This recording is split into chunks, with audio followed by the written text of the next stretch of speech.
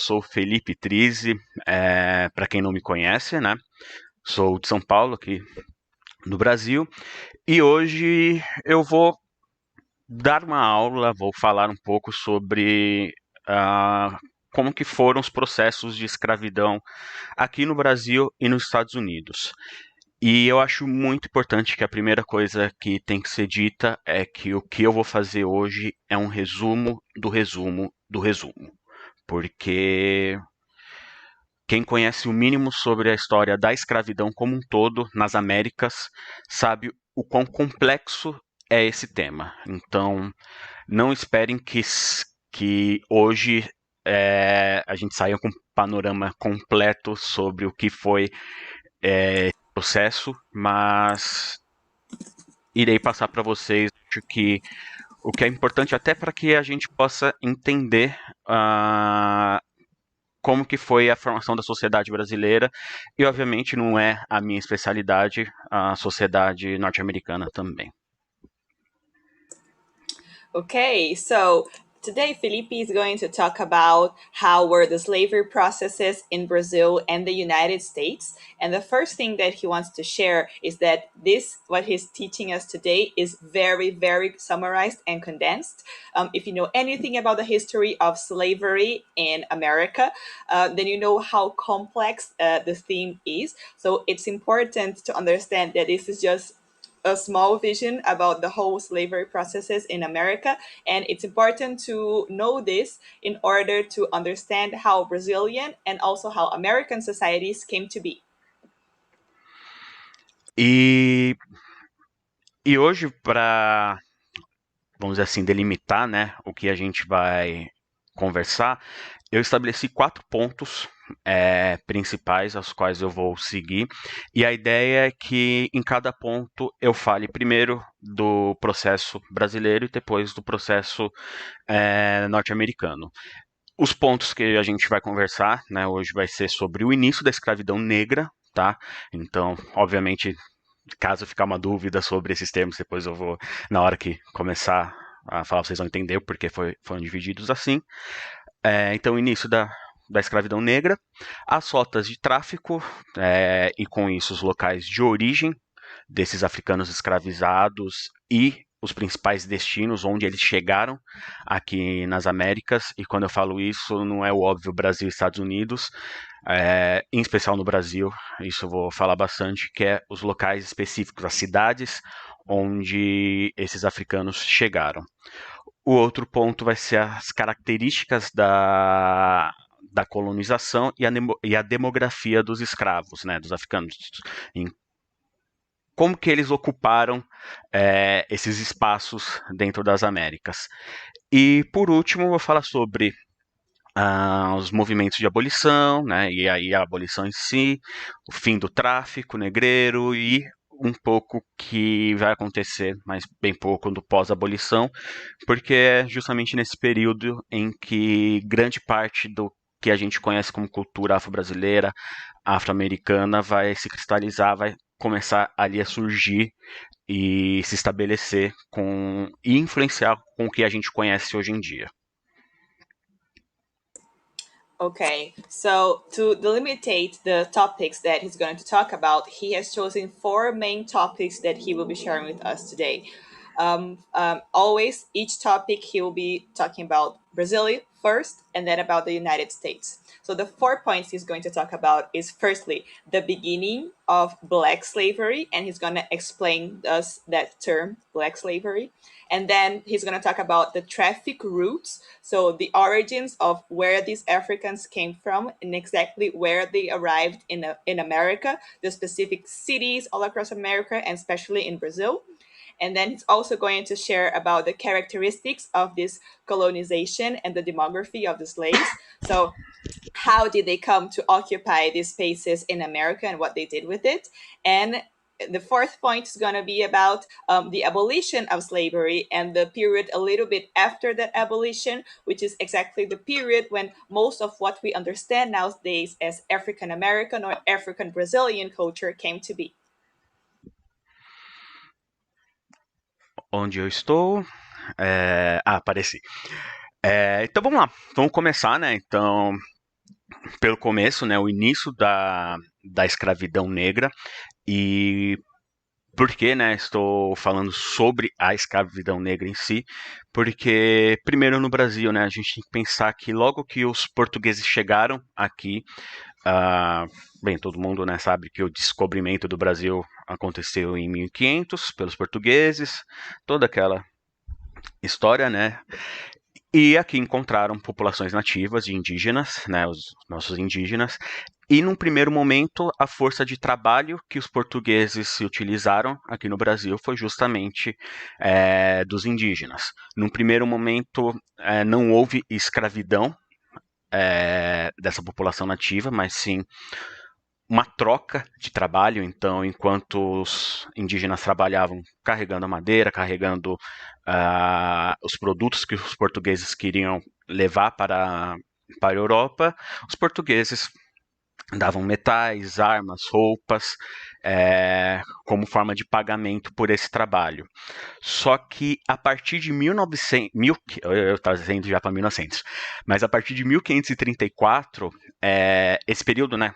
Desculpa, eu vou voltar um pouquinho antes. E todo esse trabalho de escambo ele aconteceu bem no início da colonização, logo a partir de 1500. Então, num período em que os portugueses ainda não estavam, de fato, ocupando o que a gente conhece hoje como Brasil.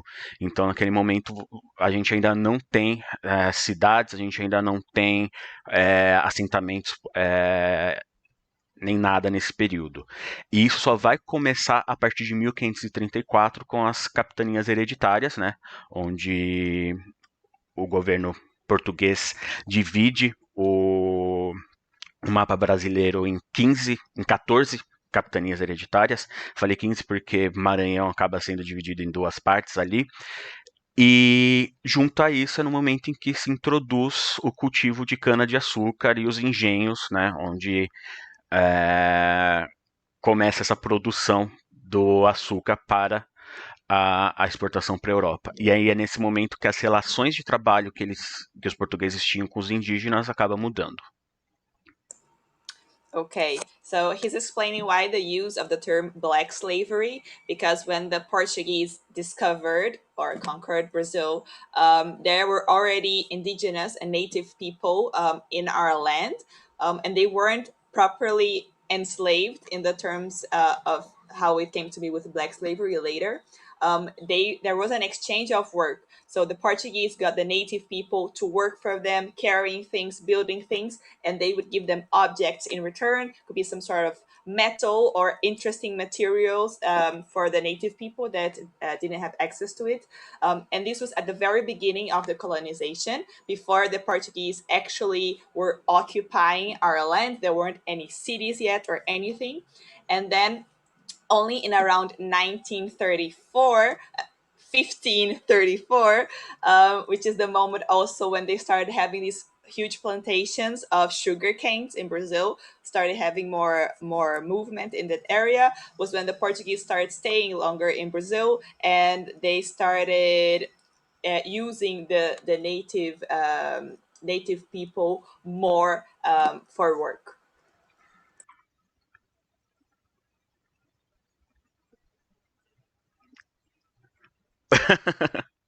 Oi, Cíntia!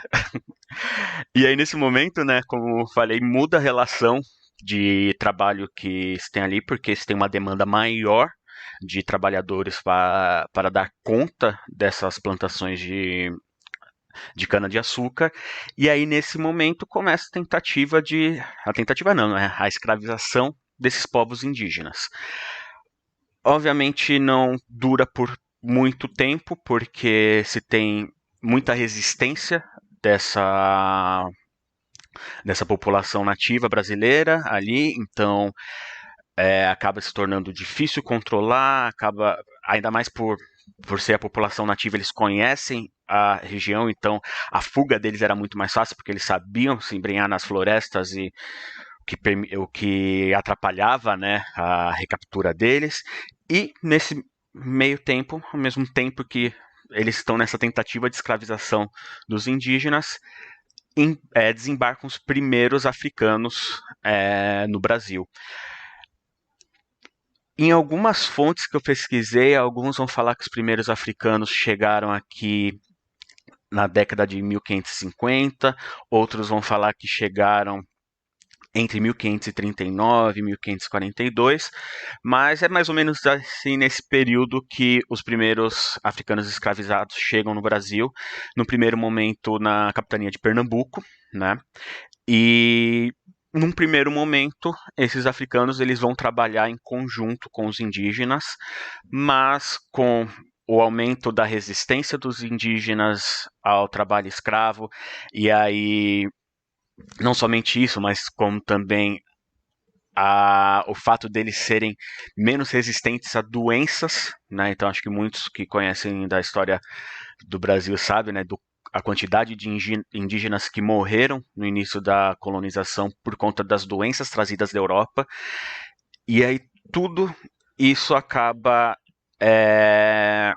culminando com uma transição do trabalho escravo indígena misto com o africano para um trabalho quase que exclusivamente africano. Digo quase exclusivamente porque, obviamente, em alguns períodos você ainda tinha, principalmente no sudeste do país, São Paulo, Minas, ainda alguns núcleos de escravos indígenas.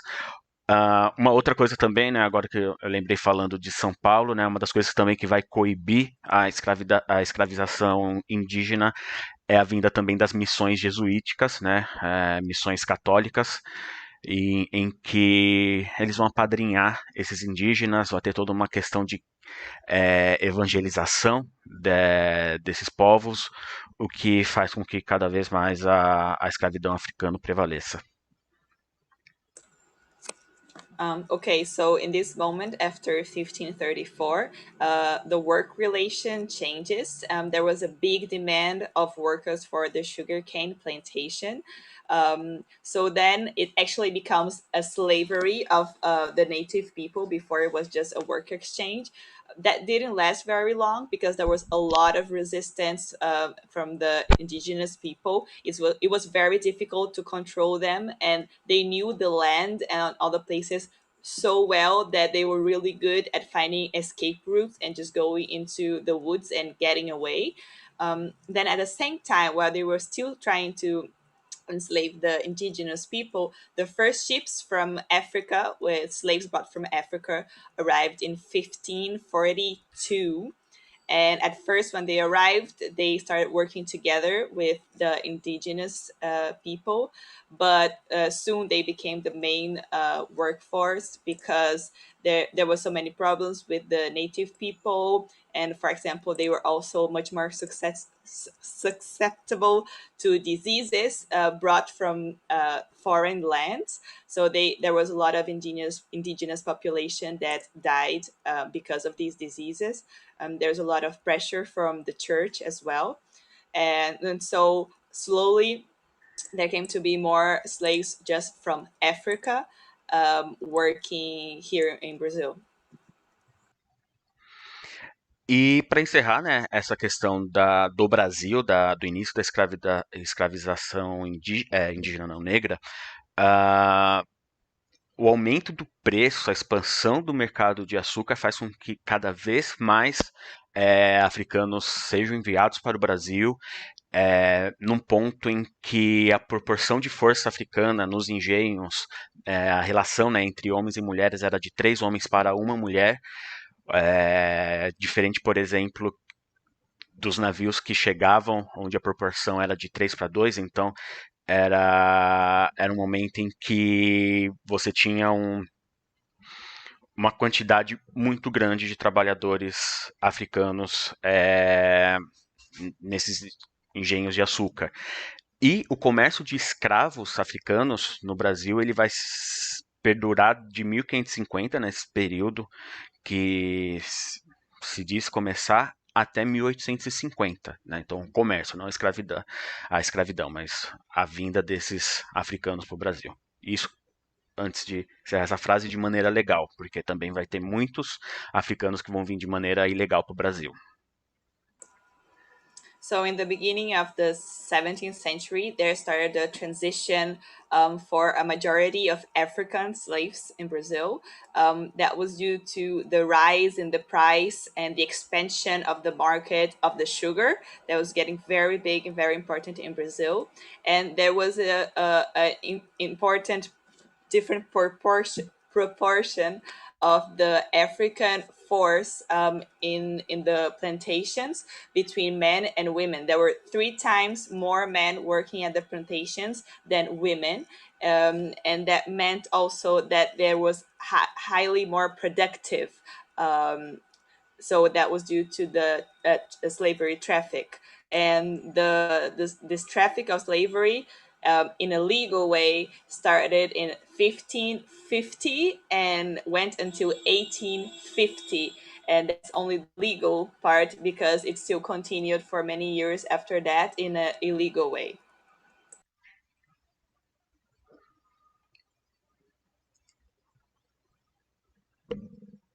Oi. Antes de continuar indo para o processo, né, para o início da escravidão nos Estados Unidos, eu vou responder uma pergunta que surgiu aqui no Zoom, muito importante da Bri, que é sobre que tipo de pressão que a igreja exerceu sobre esse processo de escravidão ali no começo, né? E ela pergunta se era uma pressão para se escravizar os africanos. E, na verdade, era muito mais uma pressão para não se escravizar os índios, os indígenas. Tanto que se tem uma primeira lei, já em 1570, de proibição da escravização dos indígenas, que, obviamente, como boa parte das leis que vão ser criadas no período colonial e depois no período imperial não vão funcionar tão bem, tanto que vai ter depois mais 3 leis, uma em 1587, outra em 1595 e outra em 1609, que também não vão adiantar em nada, tentando proibir a escravidão dos indígenas, e de fato só vai ter uma proibição que funcione em 1757. Então a pressão ali ela é muito maior para que não se escravize os indígenas do que se escravizar os africanos. Obviamente tem ali como que eu posso, eu perdi a palavra, tem um argumento religioso para se escravizar os africanos, questão de serem selvagens, e religioso e biológico científico baseado nos pensamentos da época, né? Por serem bárbaros, selvagens, não civilizados, eles, portanto, são inferiores a nós e por isso se justifica a, a escravidão deles. E religiosamente falando, né, eles usam até alguns argumentos bíblicos para isso, que por eu não ser religioso e não ter ido atrás é, muito disso, eu vou acabar nem falando muito, mas eu sei que há argumentos ali também baseados na Bíblia para se escravizar africanos. So Felipe, before moving on, he's answering a question that popped up in Zoom by Brie about what sort of pressures there were from the church about this slavery process. Was it a pressure to enslave only the Africans? And Felipe explained that it was a pressure to not enslave the indigenous people of Brazil. In 1570, there was a first law forbidding the enslavement of the native people of Brazil, and like many laws that didn't work right away, so there were continuously other laws created in order to really forbid the enslavement of indigenous people. And only in 1757, almost 200 years later, is finally established a law that actually works and forbids that enslavement. And in relation to the Africans, there is a lot of religious argument for slavery in the African people, saying that they are savages, they are barbaric, they are inferior. So due to the mentality of the time that they had of these people, and they even use some biblical arguments to explain that why the African people deserved to be enslaved.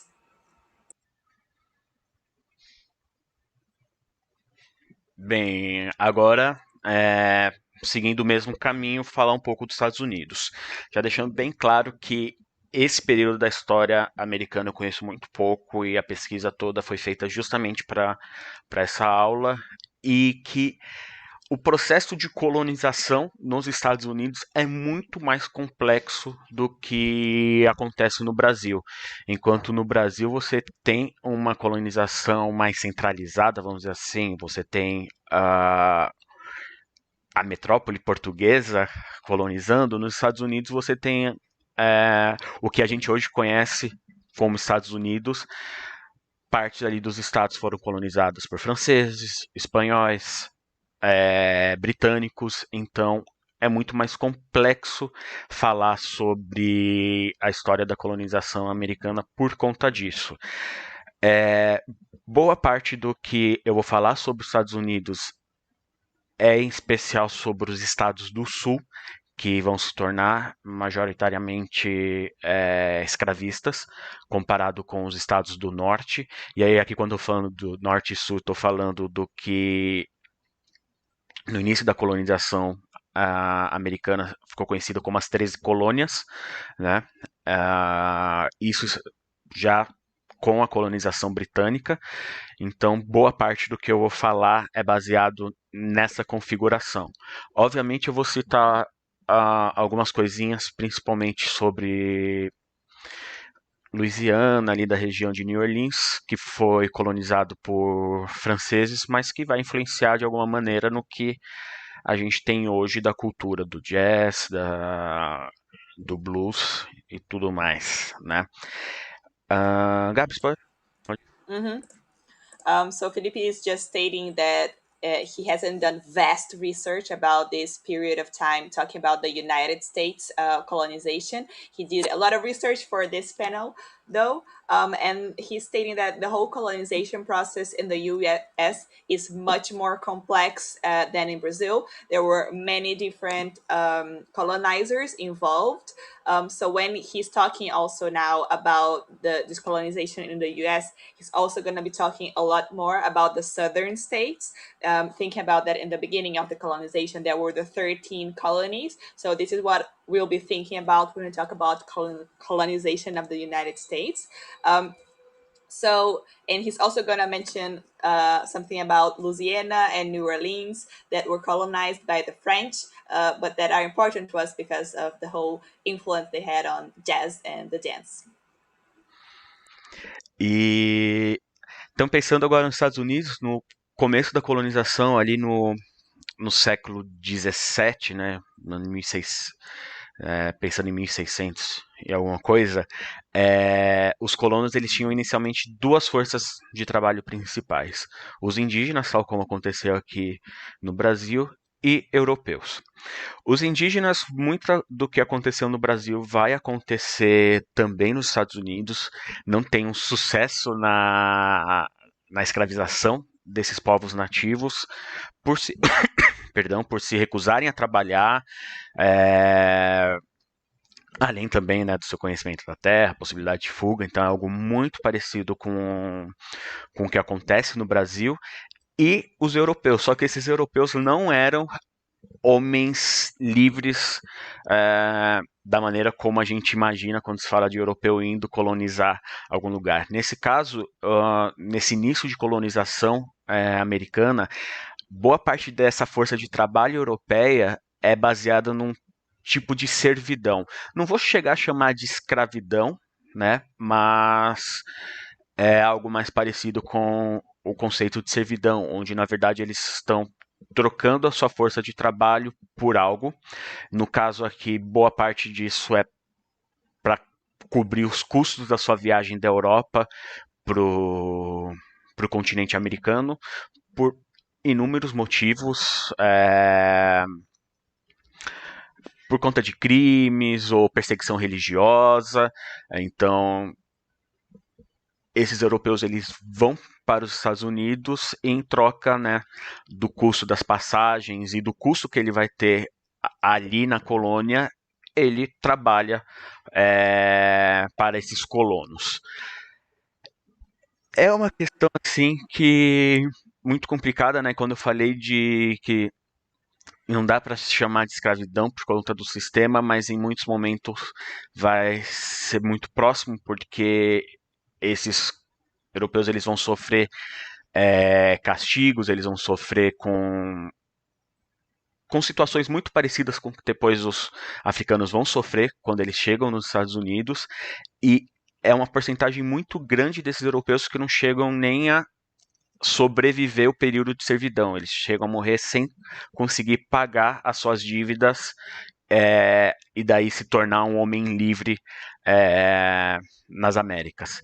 É importante, né, falar que essa servidão ela é voluntária, eles escolhem ir até os Estados Unidos, o que é 1000 vezes diferente do que acontece com os africanos, onde não é nem um pouco voluntário, né? Eles são sequestrados de suas terras natais para trabalhar como escravos nas Américas.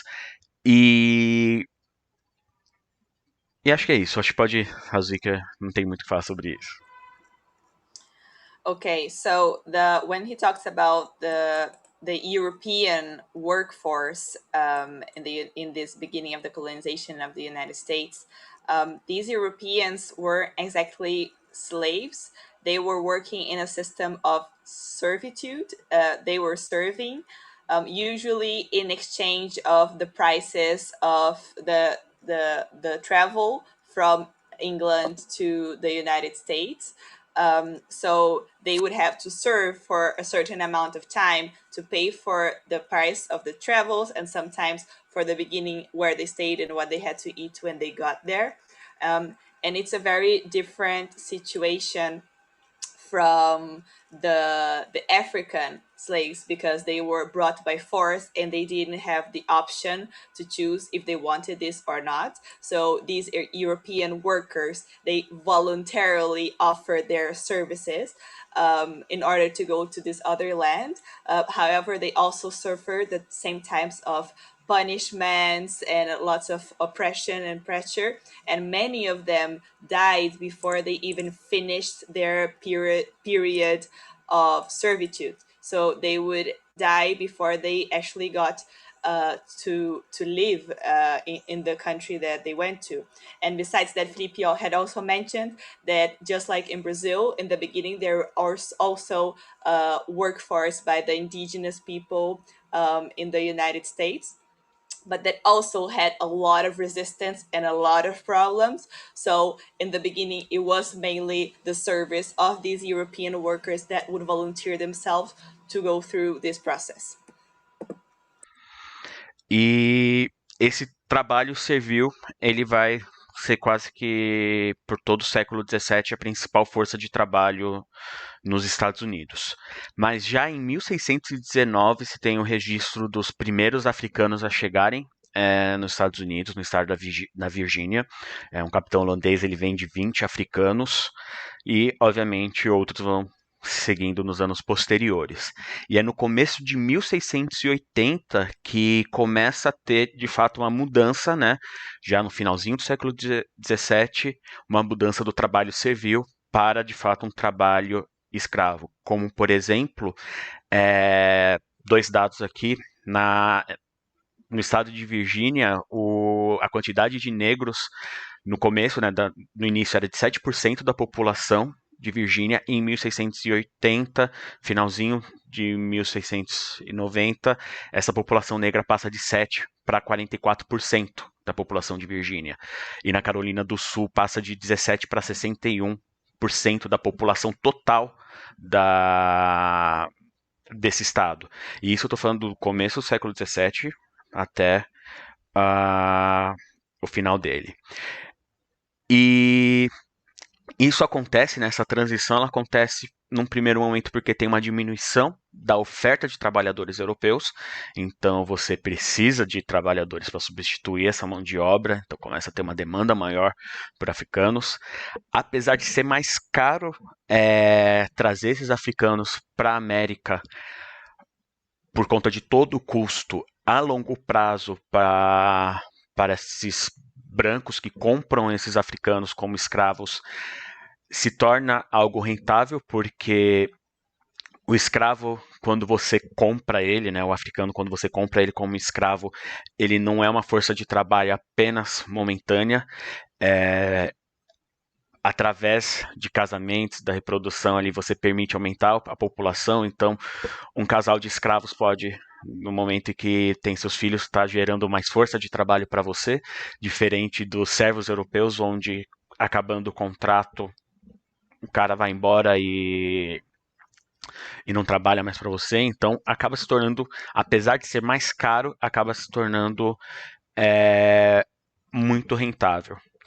E é importante salientar que nesse primeiro momento não se tem uma questão racial por trás da escravidão africana nos Estados Unidos, mas que obviamente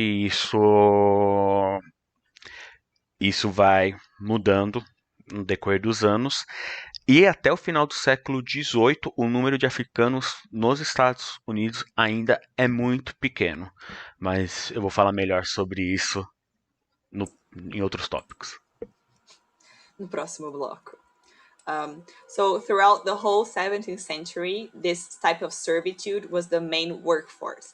In 1619, a Dutch captain sold the first 20 Africans in Virginia. That was the first time there was a slave traffic in the US. And this started growing throughout the years. In the beginning of 1980, there was starting to be a noticeable big change in the workforce towards the slaves from Africa.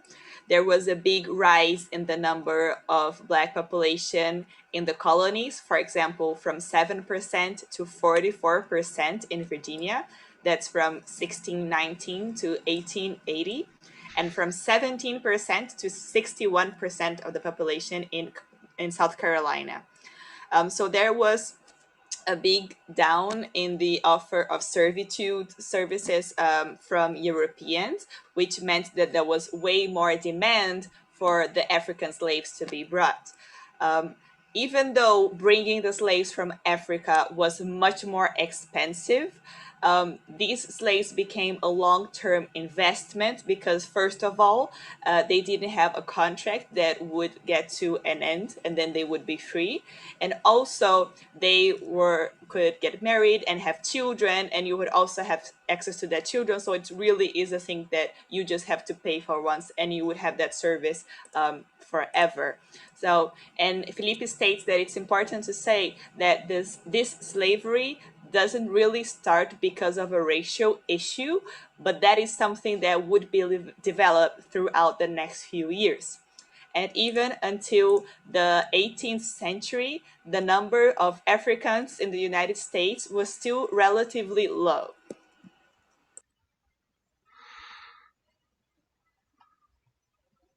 A Brie comentou aqui no Zoom, né, que esses africanos eles poderiam ser forçados a se reproduzir, né? Então não era algo que acontecia organicamente. Mas essa é uma característica que já vou falar agora, mas que depois vai se refletir muito nos números no final ali na abolição, onde o crescimento demográfico de africanos, né, dos negros nos Estados Unidos, ele é muito diferente do que acontece no Brasil. Ali você tem um crescimento populacional muito grande, enquanto que no Brasil esse crescimento obviamente acontece, mas não nas mesmas proporções. Eu vou repetir isso mais para frente, mas enquanto no Brasil, quando você tem uma demanda maior de trabalhadores, você traz mais escravos, trafica mais africanos. Nos Estados Unidos chega um momento em que não há mais necessidade de comprar novos escravos, porque o crescimento da população ali já está tão grande que já está dando conta dessa necessidade de novos trabalhadores. So he mentions about something that Brie mentioned here, that they would be forced to breed. So it's not like as if they just wanted to have children, but they were forced to have children so their owners would have access to more slaves. And the growth of the slavery population in Brazil and the US was very different. In Brazil, whenever there was more demand of workers, they just brought more people over from Africa, while in the United States, that just came to a point where the African population was so big that they just by having children, they would already get this demand of more workers that was used. So there was a point where the slaves brought from Africa to the U.S. lowered a lot because they just kept growing by themselves. E, e eu vou aproveitar rapidinho uma pergunta que a Natália fez no YouTube. Eu não vou te saber, não vou saber te responder isso agora, né? Ela perguntou sobre tráfico de chineses para os Estados Unidos, até porque fazendo a pesquisa eu estava realmente muito focado na população africana, mas faço questão de procurar e poder te responder isso mais tarde. E isso é algo que provavelmente vai acontecer muito hoje, que vocês vão me fazer perguntas e que talvez eu não saiba a resposta, por conta até do foco que eu dei à pesquisa, né? Então, como eu estava procurando estabelecer semelhanças e diferenças entre os processos, baseado na escravidão africana, eu acabei não indo para outras populações. Então, pode ser que de repente algumas perguntas eu não saiba responder. Felipe was just mentioning an answer that was on the YouTube transmission. It was about the Chinese. Era chinês? I forgot Isso. the question. Yeah, it was about the bringing Chinese workers from overseas as well. And Felipe just said that he doesn't know a lot about that because his research was very focused on the African enslavement. So he might not have the answer to that, but he will research and he will get back to you. And yeah, so this topic is very wide. So it might happen that you have some question and he's not able to answer all of them today, but he will get back to you. A Brea comentou aqui no Zoom que os chineses eles ajudaram, né? Não sei se foi no processo de escravidão, mas ajudaram a construir, por exemplo, ferrovias nos Estados Unidos. Mas, perdão, irei atrás disso com mais clareza. E a Cintia esqueceu de me botar de spotlight. E aí ela se colocou. Vou me colocar. Me coloquei de spotlight. Pois bem, agora a gente vai continuar, né? Então eu vou para o segundo tópico, que é sobre as rotas de tráfico de escravos, os locais de origem desses escravos e os principais destinos locais onde esses escravos vão chegar, em especial aqui no Brasil. Antes de começar a falar sobre Brasil e depois Estados Unidos, acho importante definir aqui alguns dados e termos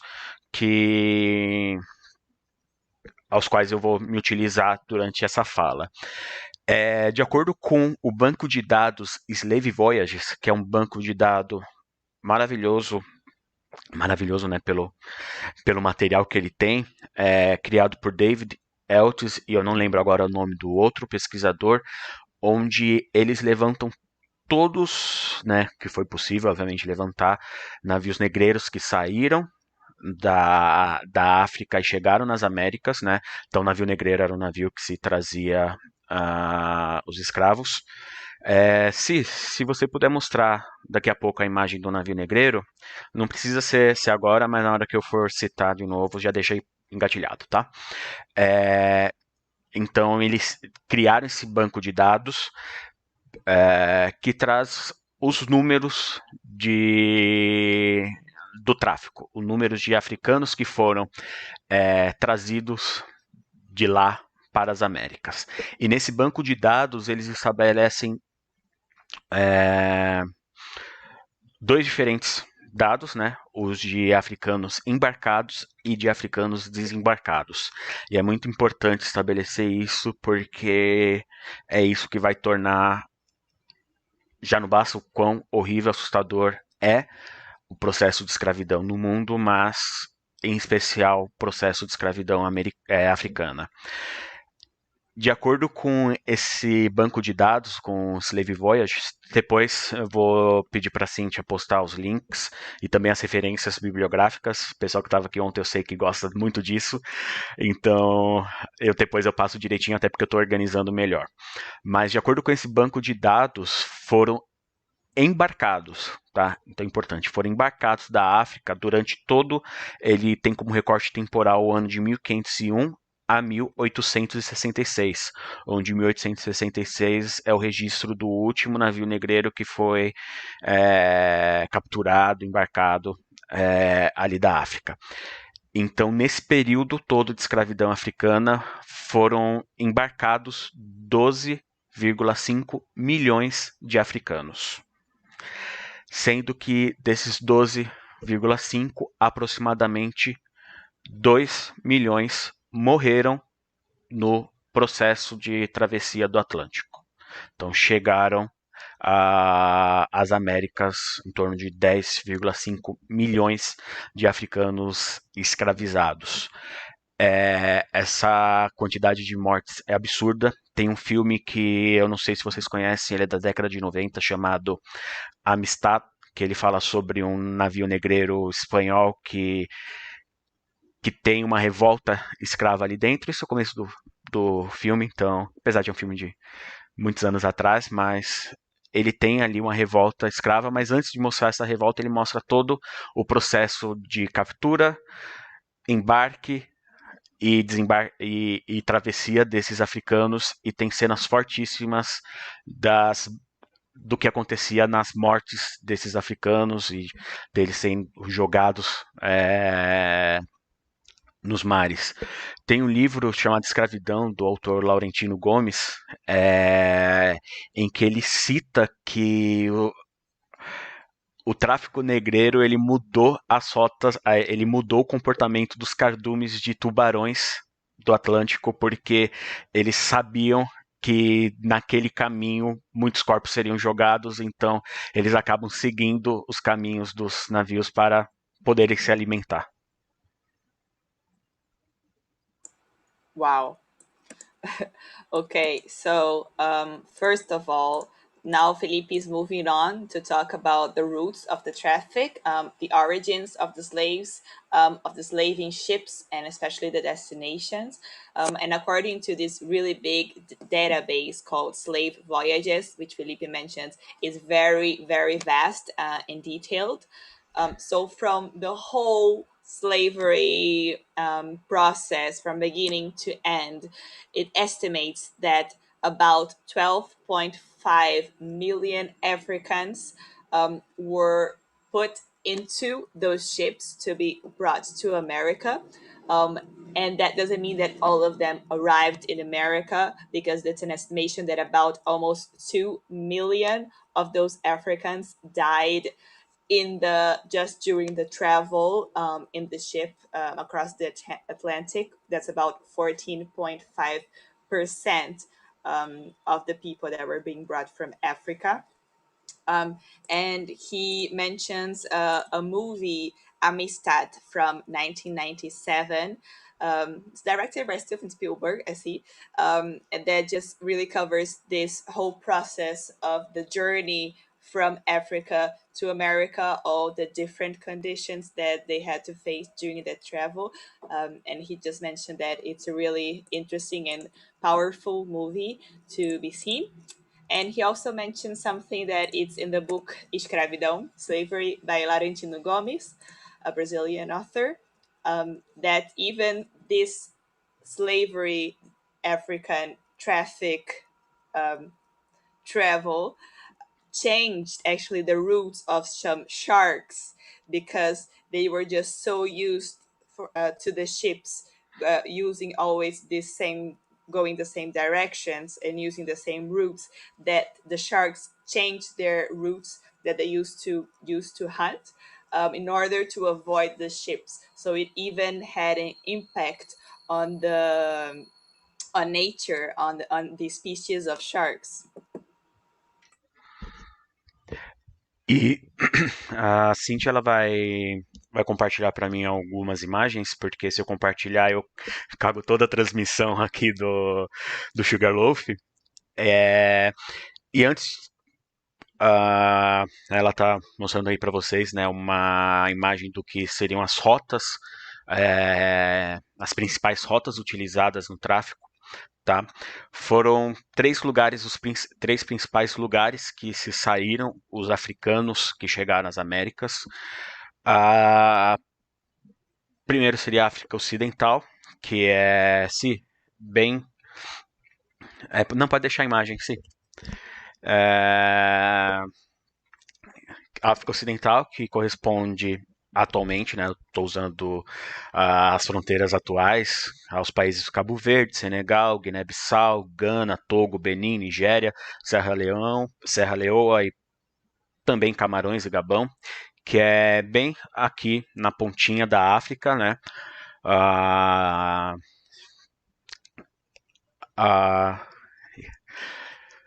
E é que aí eu fico recebendo as mensagens e vendo aqui, me confundi um pouco. É muita coisa para pensar. Então, essa é um dos principais lugares de onde saem africanos.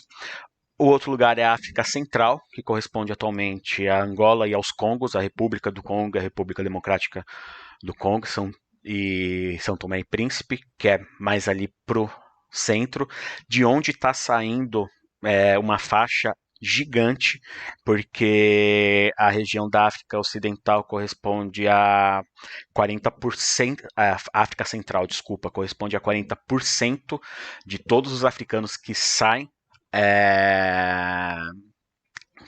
da Europa, então dá para perceber ali que é uma rota bem grande. E por último, a África Oriental, ali do outro lado, já no Oceano Índico, que corresponde hoje a Moçambique, Tanzânia e a ilha de Madagascar. Então, são esses três principais pontos que vão sair africanos escravizados para a América. Pode falar. Obrigada. So there were three main places where these Africans would be taken from to brought to the ships. First of all, West Africa, and thinking about today's geographical divisions, that would be countries like Cape Verde, Senegal, Guinea, Ghana, Togo, Benin, Nigeria, and Sierra Leone. And then the second place was also Central Africa, countries like Angola, Congo, São Tomé, and Príncipe. And then thirdly, also some countries from East Africa, such as Mozambique, Tanzania, and Madagascar. So there on the image, we can have an idea of the routes that the ships would take and which were the geographical places where there was most of these traffic transactions. Pode tirar o mapa agora, sim. Depois eu peço para as próximas duas imagens. Mas falando agora já do Brasil, né? No Brasil se estabeleceram 5 rotas principais, que foram a Rota da Guiné, a Rota da Mina, a Rota... Desculpa, falei 5, são 4. Rota da Angola e a Rota do Moçambique, né? Então, que são aqueles lugares que eu mostrei no mapa. E os principais portos de chegada desses africanos escravizados no Brasil vão se dar no primeiro momento por conta das plantações de cana-de-açúcar na Bahia e em Pernambuco, no começo da colonização. Depois vai passar para uma maior parte para o Rio de Janeiro e ainda se mantém um pouco em Salvador, principalmente por conta da descoberta das minas de ouro. Então você acaba tendo uma transferência de foco da escravidão e aí a partir desse momento mais ou menos ali no final do século final do século XVII, início do século XVIII, você tem um aumento na descoberta dessas minas de ouro que transfere é, isso e, obviamente, ali no comecinho do século XIX também, é, com a transferência da capital do Brasil, de Salvador, para o Rio de Janeiro, ali acaba se tornando o principal porto do Brasil, com a chegada da família real brasileira, por fugida das guerras napoleônicas, e faz com que, perdão, vou só molhar a garganta, que faz com que essa região acabe se tornando muito importante. Gabs, aproveita agora só para... Vou aproveitar. So talking about the places where the African slaves arrived in Brazil. In the beginning, they were brought firstly and foremost to Bahia and Pernambuco because it was where most of the sugarcane plantations were, and that's where they were needed. And afterwards, they were mostly brought to Rio de Janeiro, though they still continued having a lot of Africans in Salvador. And this was the moment when there was the discoveries of a lot of gold mines, and there was a big change of focus in this whole slavery process. So in the beginning of the 19th century, also with the transfer of the capital of Brazil from Salvador to Rio de Janeiro and the arrival of the royal Portuguese family to our city. So this also, Rio de Janeiro then became the big focus and the big place of arrival for the Africans brought over.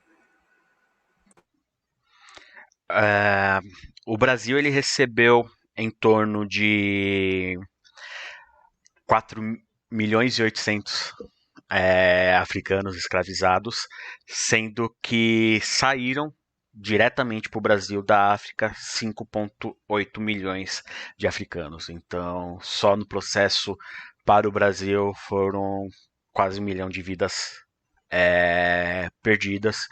O Brasil ele foi o maior importador de escravos de toda a América até 1850, que é quando no Brasil tem a lei que proíbe o tráfico negreiro. Não é, então, como todo mundo sabe, a gente teve recentemente aí 13 de maio, né? Não é quando se acaba a escravidão aqui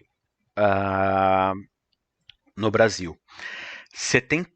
Em torno de 75% desses africanos vêm da região da África Central, então ali Angola, Congo.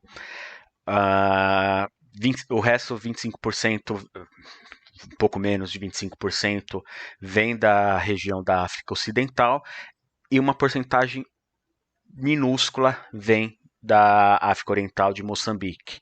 E é curioso que essa porcentagem pequena, né, esses escravos vindos de Moçambique vão vir principalmente por conta, ali no século XIX, de uma repressão muito grande dos britânicos ao tráfico negreiro, o que faz a necessidade de mudar a rota. Você pode mostrar de novo o mapa, por favor?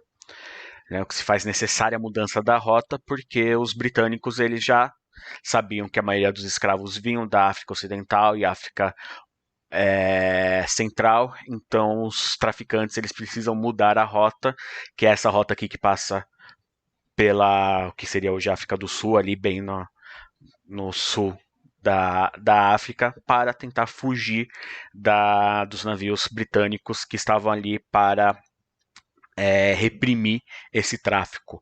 É importante salientar, só vou pular um pouquinho aqui, que os britânicos eles estão já numa corrida de abolicionismo desde o início do século XIX, ali 1807, mais ou menos, e eles estão tentando forçar isso para os outros países, o que acaba acarretando que o Brasil é um desses, e aí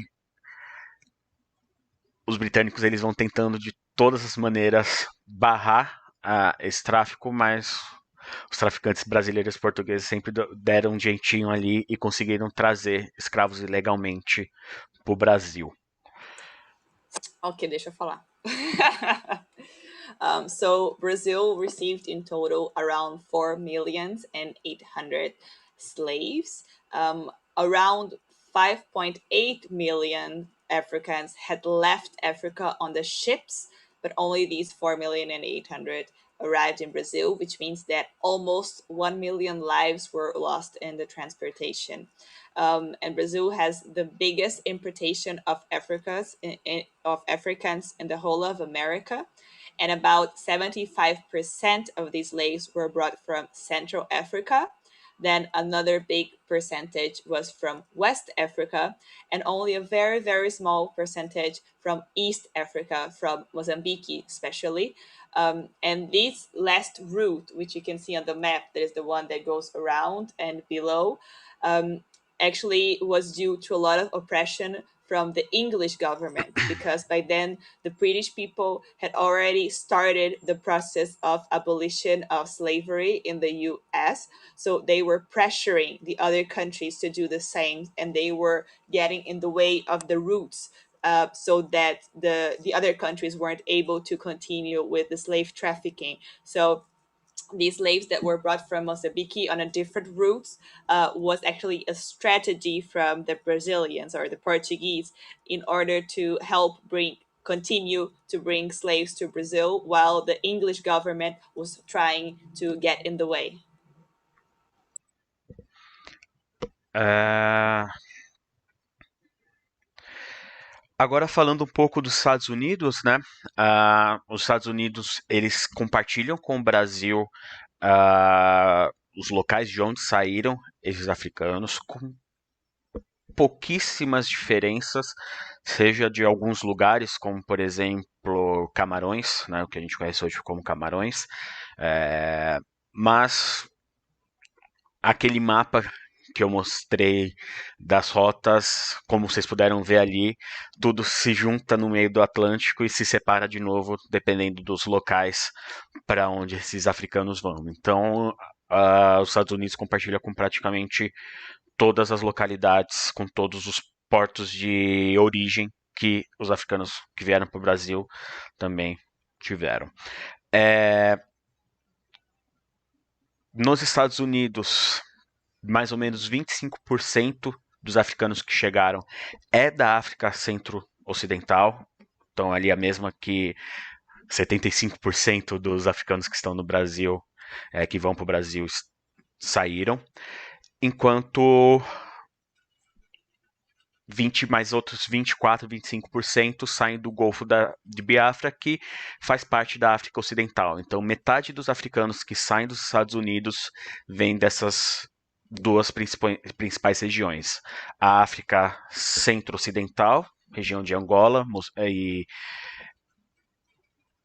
Congo, e uma parte da África Ocidental. No caso ali pega um pouco Nigéria, Togo, Gana e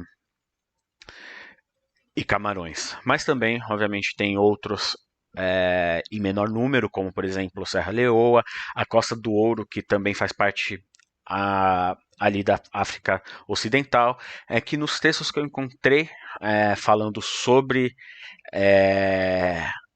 esses locais de origem, eles acabam utilizando termos, nomes diferentes do que eu encontrei na pesquisa sobre a escravidão brasileira, mas resumindo, no final das contas, saem tudo do mesmo lugar. E acho que é isso.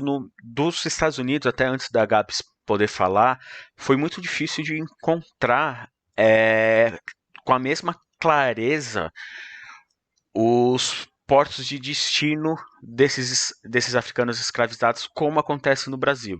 Enquanto no Brasil você tem com muita clareza Bahia, Recife, né, Pernambuco, Rio de Janeiro, não citei antes, mas o Maranhão também, onde boa parte desses Moçambiques, né, desses que saem de Moçambique vão, nos Estados Unidos eu não consegui encontrar com tanta clareza. O que eu achei de informação por exemplo, que na Carolina do Sul tinha uma preferência por escravos da região do Senegal, Gâmbia ou da Costa do Ouro, enquanto a Virgínia preferia, por exemplo, escravos da região central, e aí por conta, por exemplo, esses dados da Carolina do Sul, eles preferem esses escravos da região do Senegal ou Senegâmbia por conta deles considerarem os escravos, os africanos da região central, pequenos, feios, não aptos ao tipo de trabalho que eles gostariam, então por isso que eles têm uma preferência maior por escravos de uma determinada região. Okay, so in the United States, the places in Africa where these African slaves were brought from are very, very similar to Brazil. So it was mainly a lot from Central Africa and from West Africa, especially. So the places where they were taken from were extremely similar to the United States, and even in the little map that Felipe showed us, you can see that they leave from the similar places, and then after the middle of the route, they start dividing themselves to go up north to the United States. And some information that it was much harder for him to find about the US was the specific destinations of these Africans that came. So, differently from Brazil, where he could find a lot of detailed information about the specific entrances of where these Africans would arrive. In the US, it was much harder to find that specific information. But, however, he did find some information about some states, some places that had preferences for slaves from a specific geographical place. So, for example, in South Carolina, they had a preference from slaves from Senegambia and from the Gold Coast. And in Virginia, they had a preference for Africans from West Central Africa. And that happened because these different regions in Africa had people that had different abilities, different characteristics. So when they arrived in the United States, they were going to be used for specific purposes, which meant that different cities and different regions would prefer slaves that already had the characteristics or the abilities that they were looking for to work at their specific plantations. Se eu vou pedir para você compartilhar primeiro a imagem do navio negreiro, né? Só por que é a 0. Cadê? A 003. E enquanto a Cíntia tá compartilhando, um dado curioso sobre os navios negreiros, pensando no contexto em que a gente está sobre dança,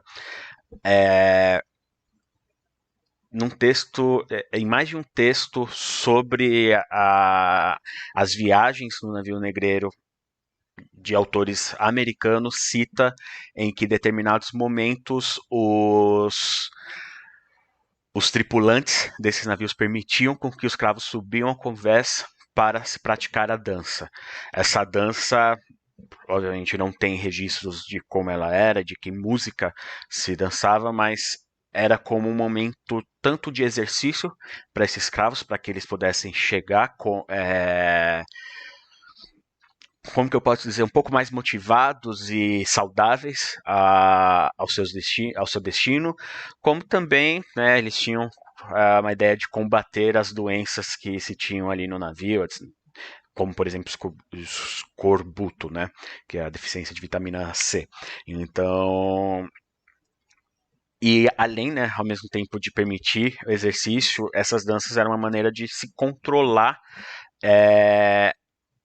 esses escravos que estavam sendo levados para as Américas, porque era um momento em que você conseguia separar grupos, então você colocava às vezes só mulheres e crianças no convés para dançar, o que separava dos homens, ou separava grupos da mesma localidade. E aí isso daqui, né? A gente pode esquecer algo que o Luiz falou bastante ontem na palestra dele, que a África não é uma coisa só, né? São inúmeros países, inúmeros povos, e quando a gente está falando dessas regiões e esses países que eu citei de fronteiras atuais, a gente tem que pensar que há 200, 300, 400, 500 anos atrás é, era totalmente diferente. Então você, mesmo vindo do mesmo, saindo do mesmo porto, da mesma região da África, não necessariamente você era da mesma tribo daqueles com as quais vocês estavam compartilhando o local no navio. Então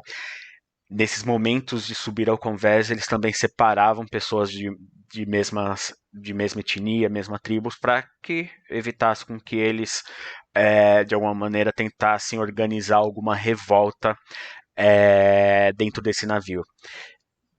O contrário, quando eu pesquisei sobre os navios negreiros que vinham para o Brasil, eu não encontrei nenhum relato, e até o historiador Jaime Rodrigues, que foi meu professor na faculdade, num livro dele de Costa a Costa, ele cita que era muito raro a tripulação permitir com que os escravos subissem ao convés. Era assim, em situações muito específicas, então é algo que eu acho interessante trazer aqui, porque é algo que antes eu tinha encontrado apenas um texto no livro Jukin, da autora Katrina Hazard Gordon, mas depois eu encontrei isso em mais de um livro citando essas danças no convés.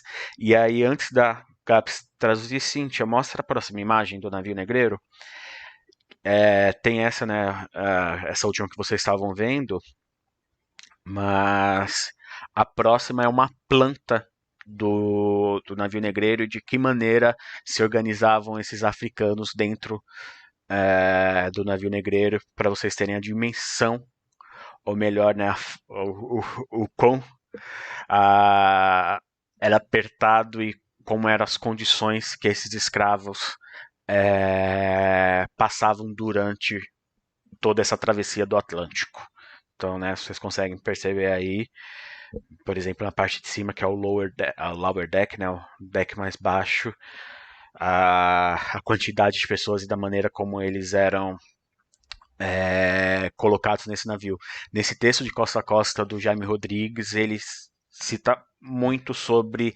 É meio técnico, né? Ele fala sobre o tamanho do navio, a tonelada que esse navio aguenta e quantos escravos caberiam nesses navios, e tem casos de navio negreiro com 400, quase 500 africanos abarrotados nesses porões.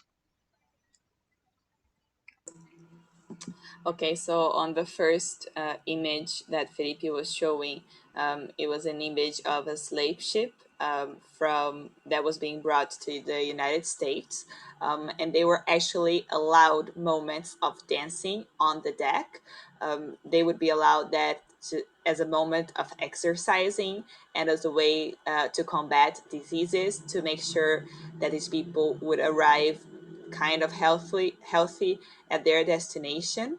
It was a way to control the slaves that were being brought to America. And it was also a moment where they got to separate them into groups. They could separate women from the men, from the children, and they would also separate them into different groups depending on the tribes and the regions that they went to, because we need to remember that all these different population in Africa from different cities and different countries.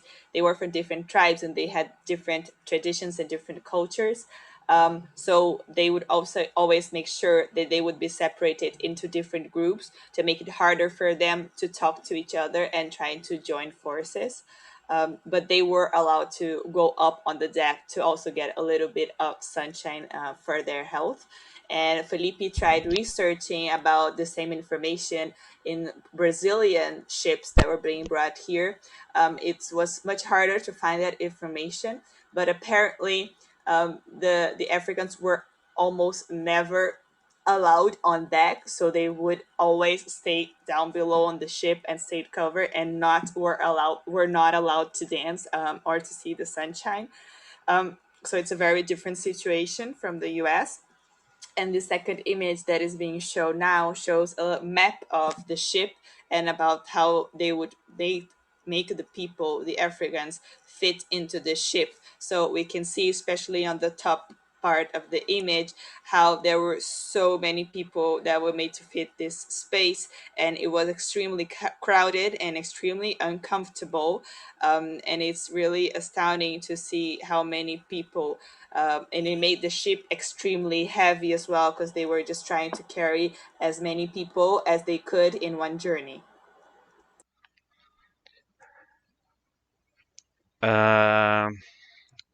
Esperar me colocar aqui de Spotlight, mas aproveitando, né, então, antes de entrar no próximo grande bloco, né, tema, pode tirar a imagem, sim.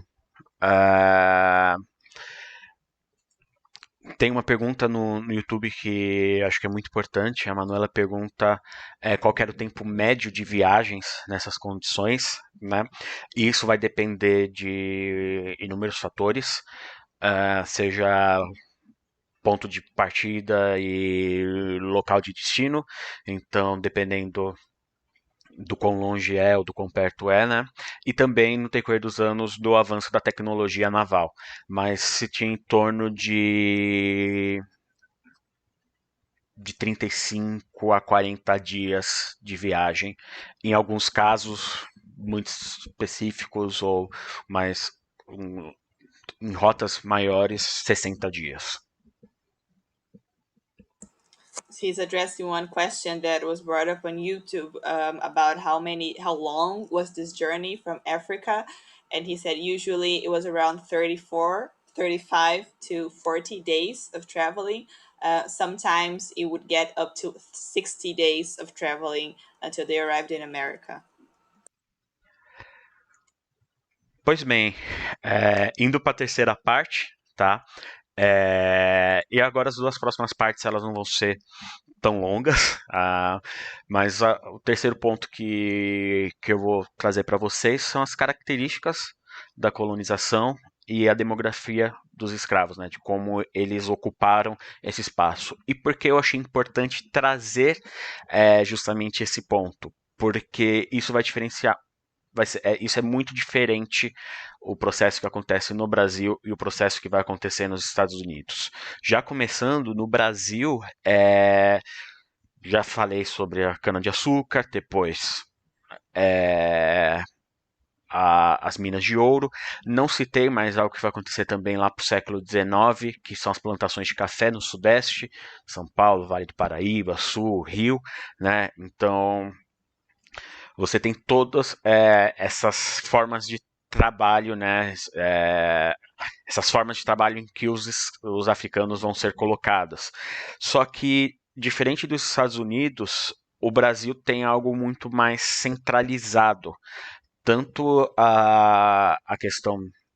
Tanto não, né? Principalmente na questão jurídica, onde você tem apenas um governo onde, diferente dos Estados Unidos, apesar de se tornar uma nação, principalmente com a independência em 1776, os estados eles têm autonomia para estabelecer as suas próprias leis, enquanto no Brasil o que vale é uma lei única. Então isso vai influenciar muito no que vai acontecer aqui no Brasil, em especial no próximo tópico, quando for falar da abolição e do que vai acontecer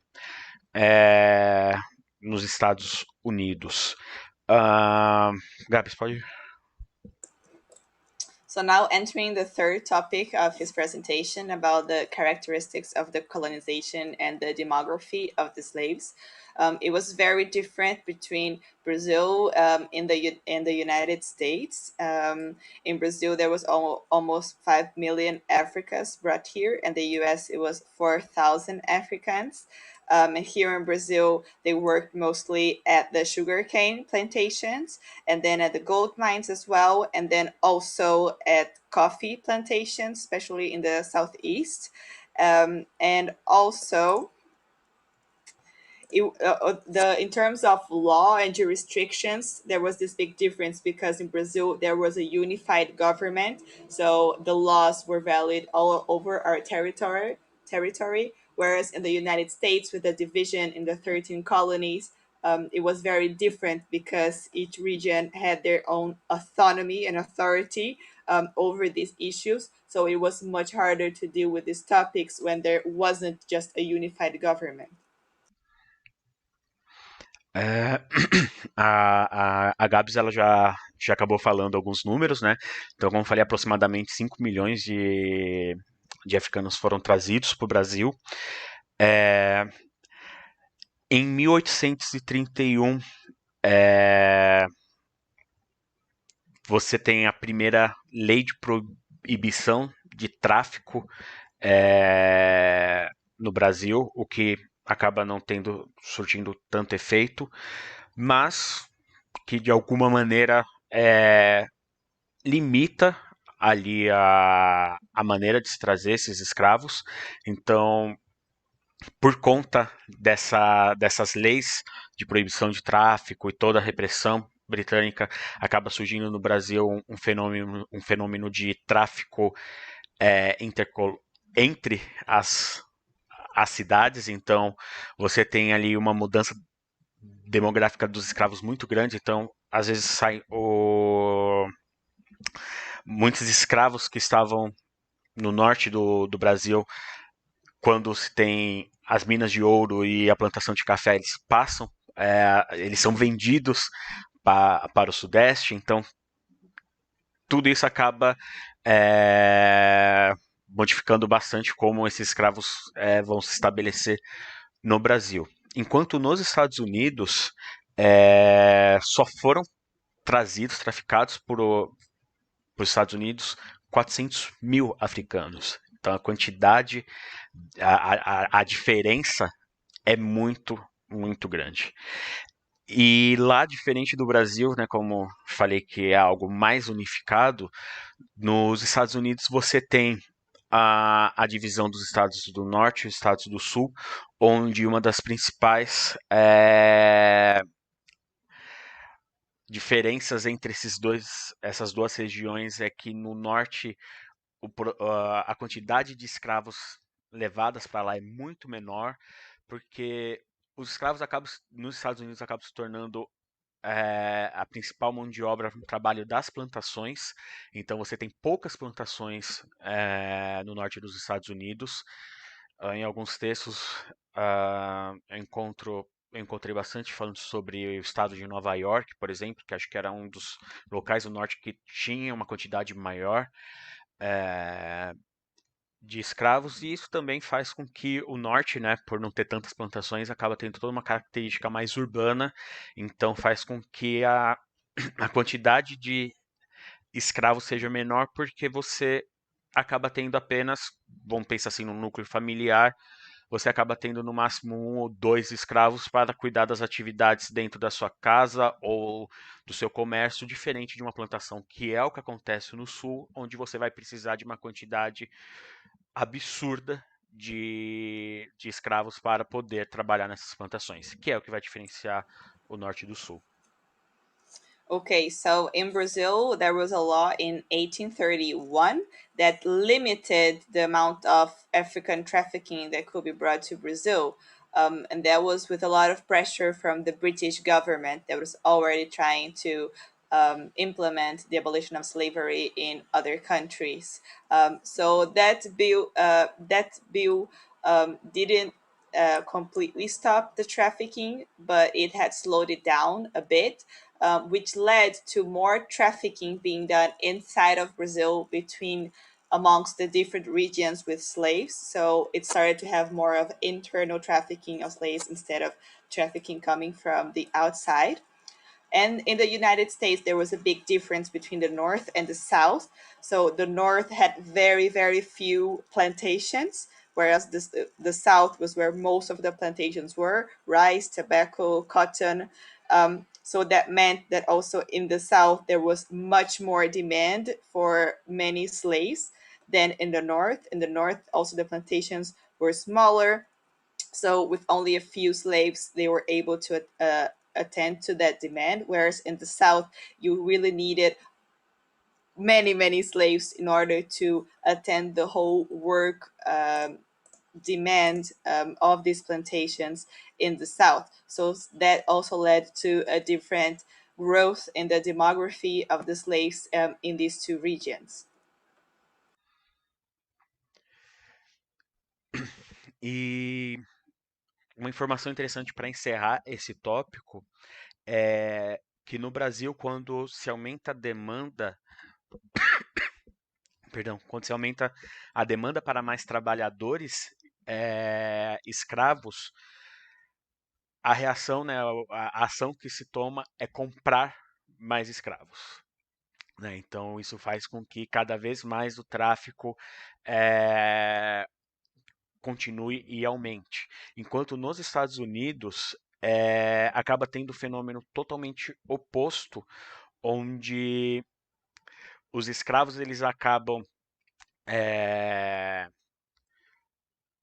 a população escrava acaba aumentando de maneira natural, o que faz com que não haja mais necessidade para compra de escravos, tanto que nos Estados Unidos a lei de proibição, né, de importação de escravos acontece muito antes do que no Brasil, acontece em 1808, enquanto no Brasil só vai ter uma lei realmente efetiva do fim do tráfico em 1850, né? Então, isso faz com que até a população negra no Brasil seja diferente, a população escrava no Brasil se torna diferente dos Estados Unidos.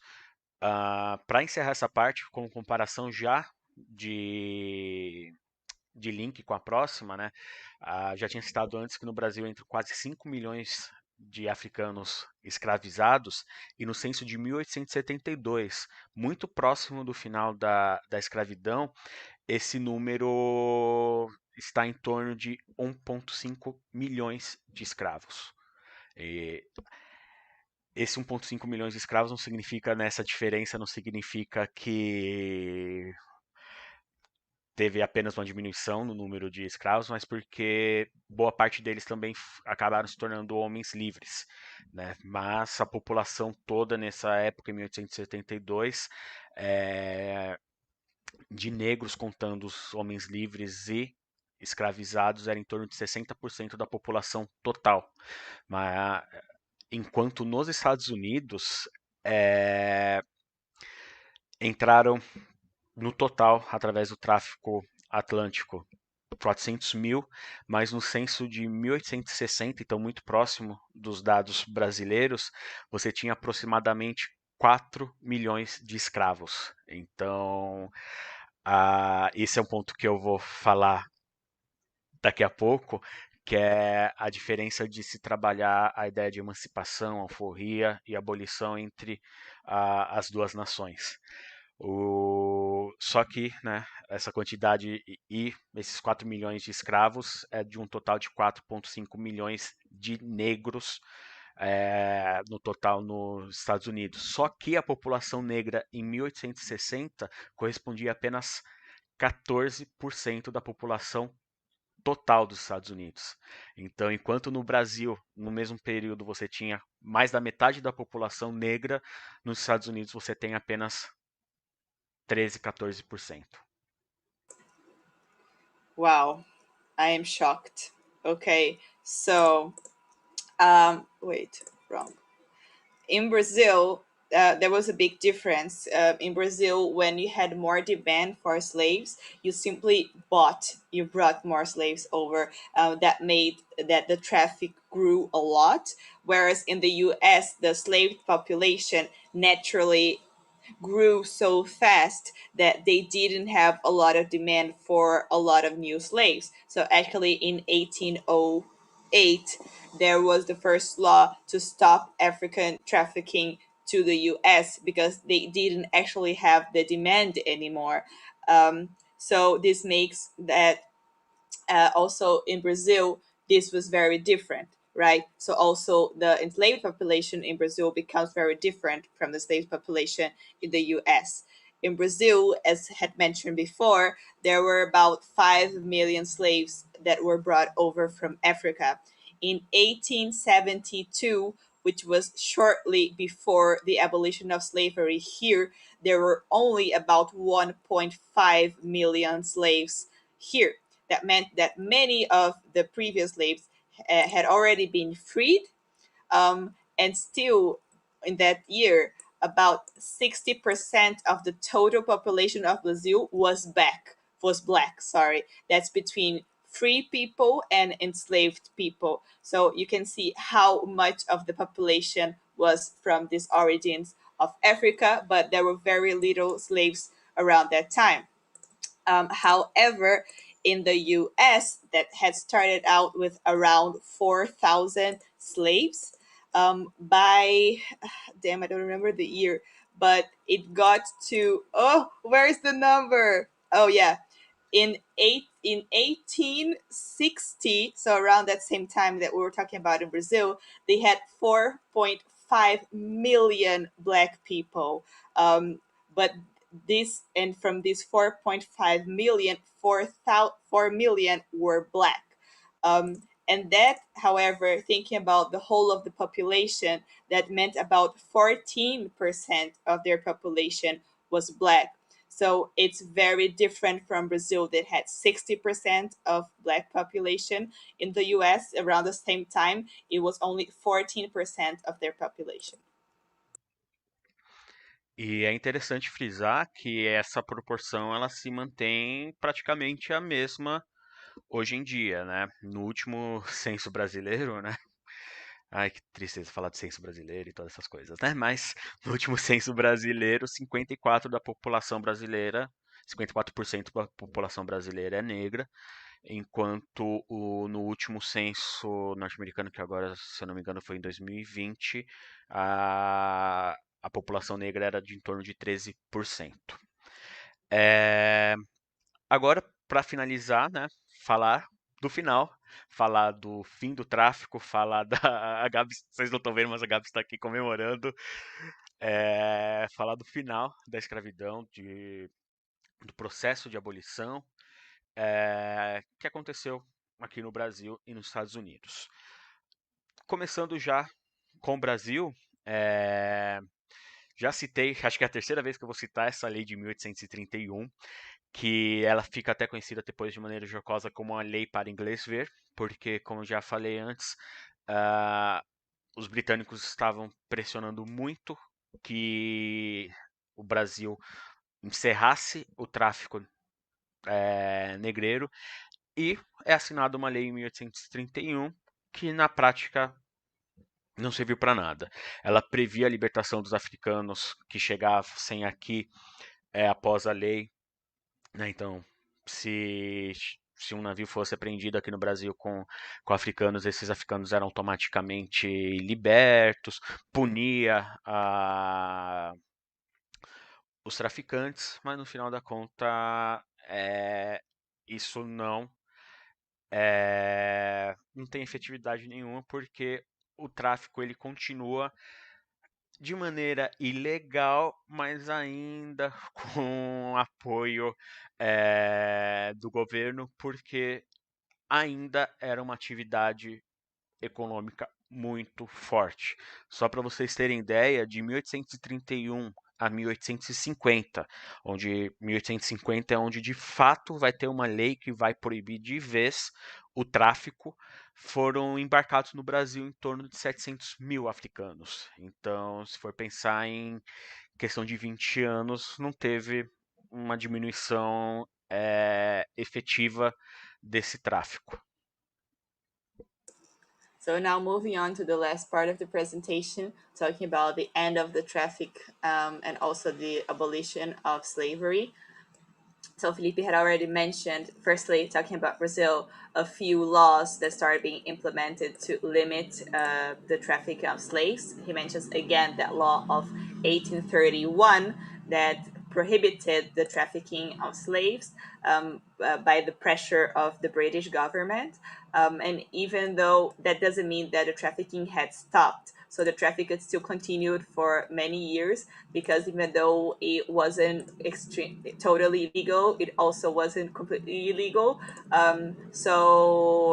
This still went on for quite many years because it was such an important economic activity from Brazil. So even the government still didn't want to abolish it completely. So this law involved some things like, for example, if some Africans brought from some slaves brought from Africa arrived and they were caught, they would automatically be freed once they got here. But still, around 700,000 slaves were brought to Brazil between 1831, after that law was passed, and 1850, when then really there was a new law that was established that really helped to put an end to all the trafficking. E, e aí, como já citei, né, em 1850 tem essa lei que de fato vai funcionar e vai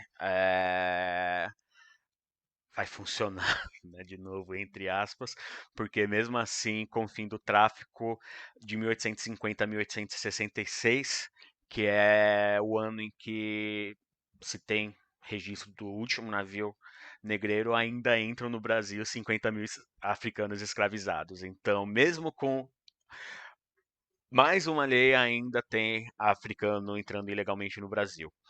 Enquanto nos Estados Unidos,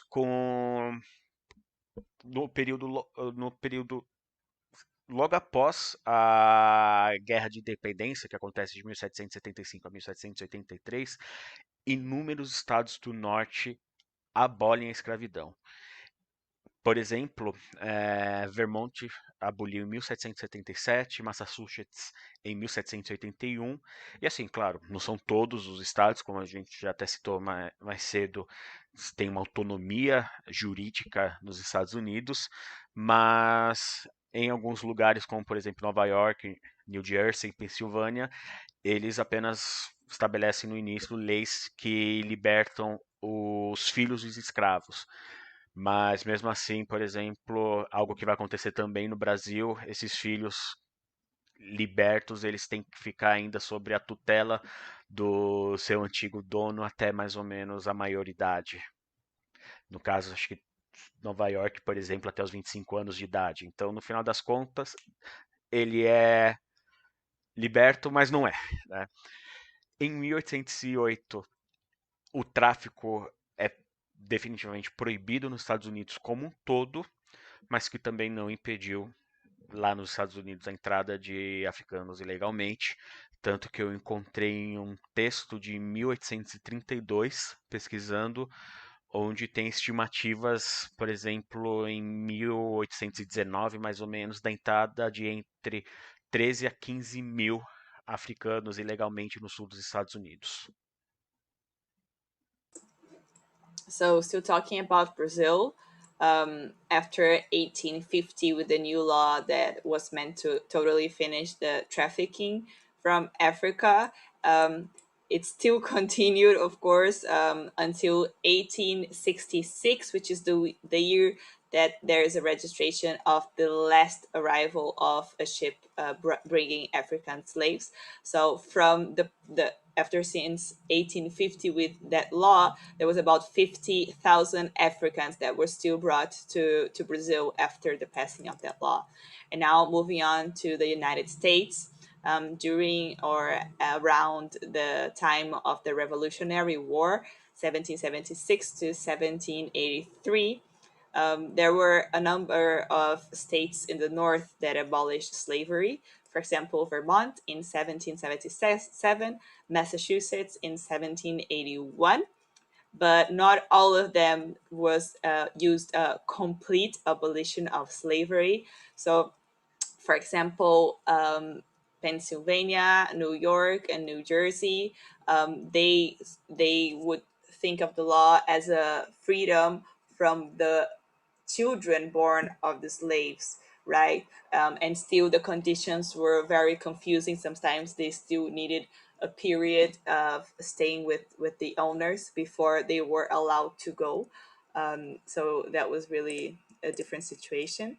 And then in 1808, it's really forbidden the importation of slaves from Africa to the United States, which of course didn't completely stop the entrance of those Africans illegally, still for quite many years. And there's a text from 1832 when there are still reports and an estimation of around 13 to 15,000 illegal slaves brought to the states in the South. É, e aí, já realmente encaminhando para o final, Gabs, é importante dizer que tanto no Brasil quanto nos Estados Unidos, nesse período do século XIX, tem inúmeros movimentos abolicionistas. Nos Estados Unidos, em especial os estados do norte, obviamente tem movimentos grandes abolicionistas que é, vai influenciar depois o fim da escravidão. Para quem não conhece muito da história americana, o fim da escravidão ela vai acontecer logo após o término da Guerra Civil. A Guerra Civil, em pesquisas, ela não se deu como muitas vezes a gente acredita, somente por uma questão de briga norte e sul relacionada à escravidão.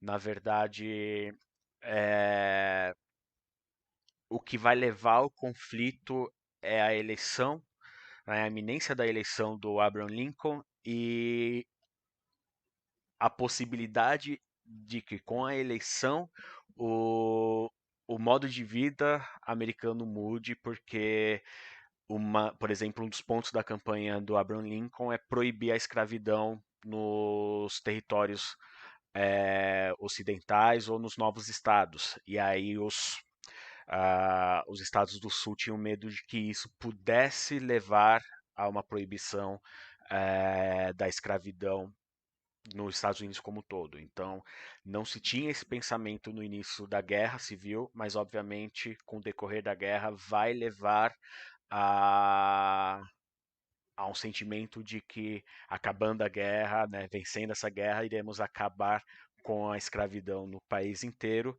o que acaba acontecendo em 1865 com a 13ª emenda da Constituição norte-americana.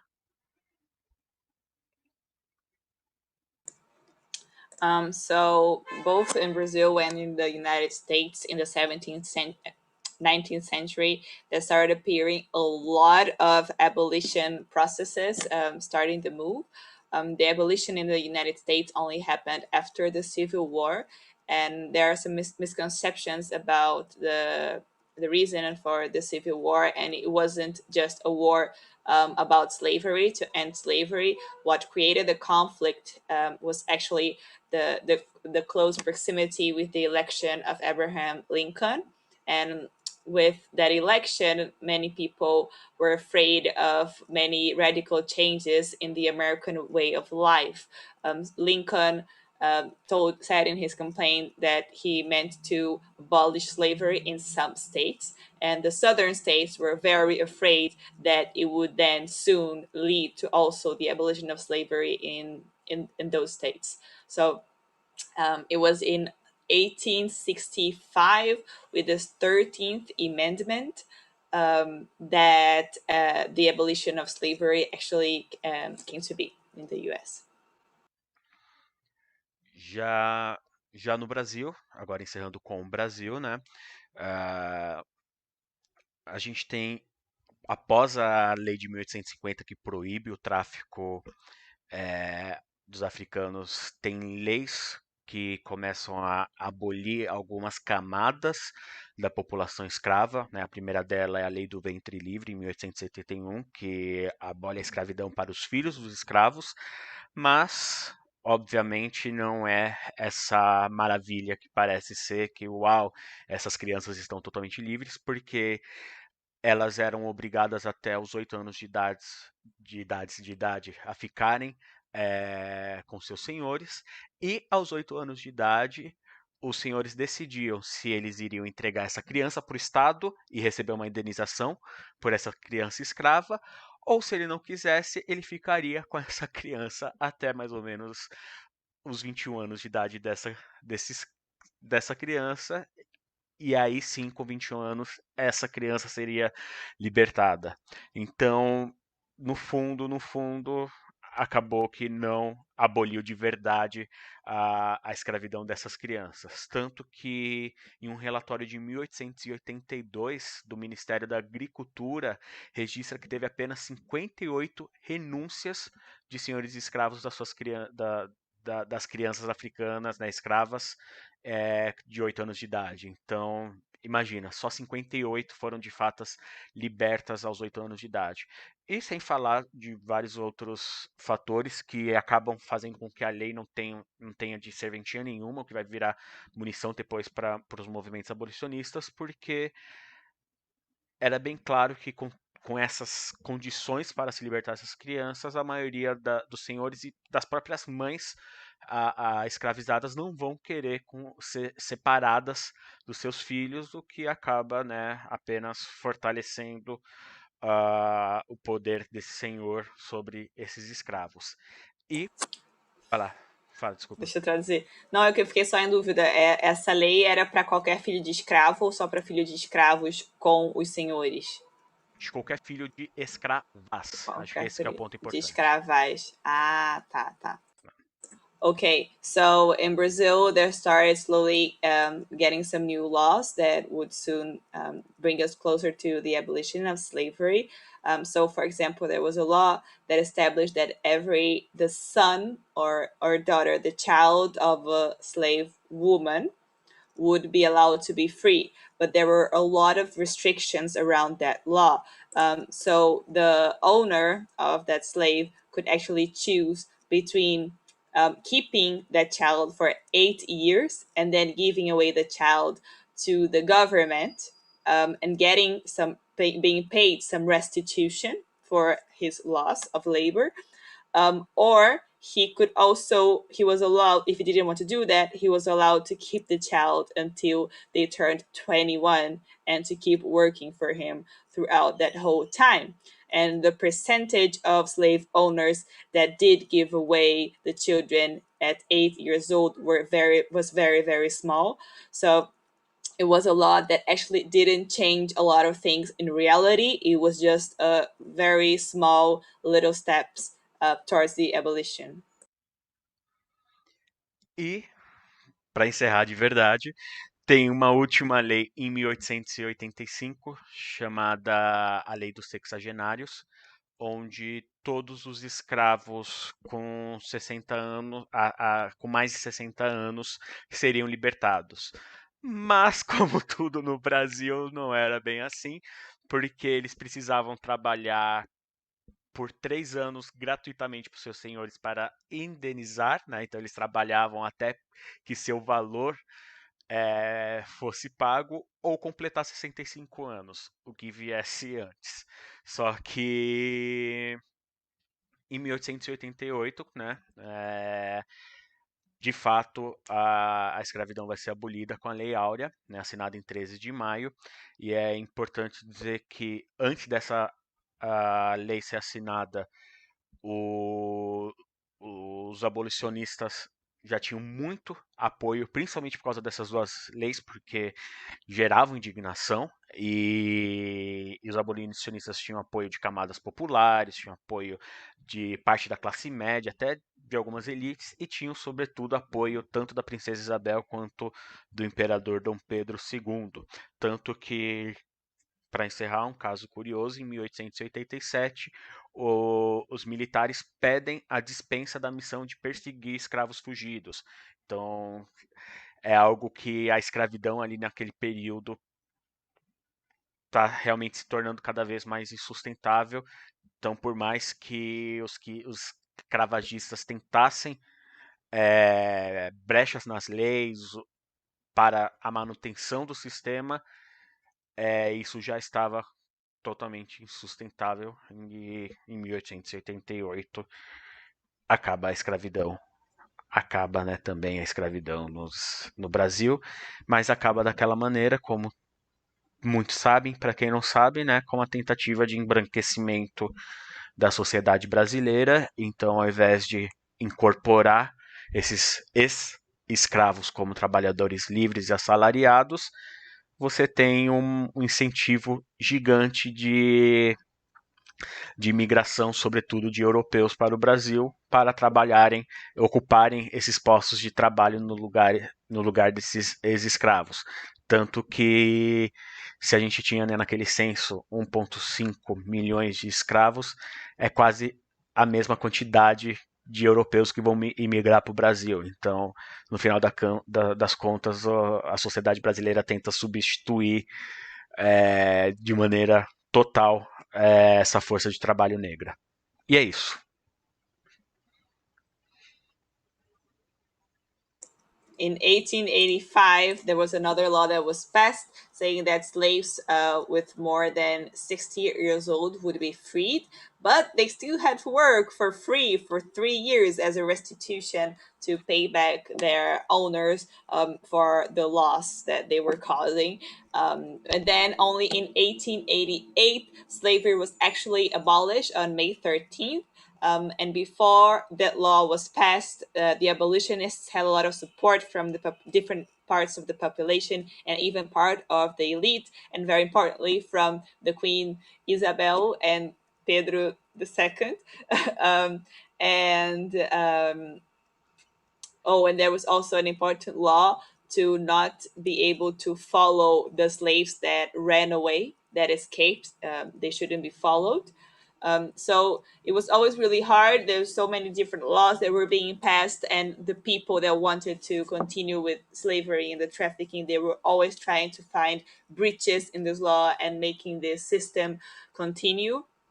And even after the abolition of slavery, there was a big complicated situation in Brazil because there was a plan to whiten the Brazilian society to make it more white, since we had such a high percentage of Black people in our population. So there was a huge encouragement to migration from Europeans to Brazil so that they would occupy actually the workspaces, the workforce that was being left open by the now freed former slaves. So the amount of Europeans that migrated during this time was about 1.5 million, which, as we had mentioned before, is around the same number of slaves that were active during that period. So it really was a try to substitute the Black workforce just for a white workforce in order to make Brazilian society appear more white.